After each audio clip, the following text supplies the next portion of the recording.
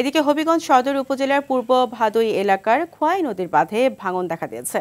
এতে চরম আতঙ্কে পড়েছেন স্থানীয় বাসিন্দারা। তারা জানান, গত বছরও একই স্থানে ভাঙন হয়েছিল। বিষয়টি পানি উন্নয়ন বোর্ডকে জানানো হলেও তারা ব্যবস্থা নেয়নি। ফলে চলতি বছর আবারও একই জায়গায় বাঁধ ক্ষতিগ্রস্ত হয়েছে।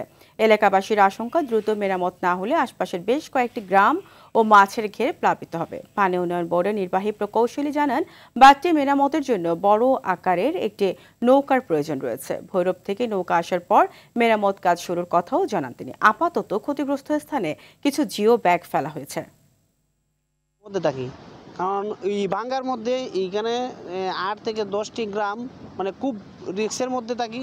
ভাঙতে এই দিকে আমরা গ্রামে বিতাইছে। এখন যদি ওই দিক দিয়ে খনন করে এই দিক দিয়ে গাড়ি চাল দেওয়া হইতো তাহলে মনে হয় আমরা সুরক্ষা হইতো।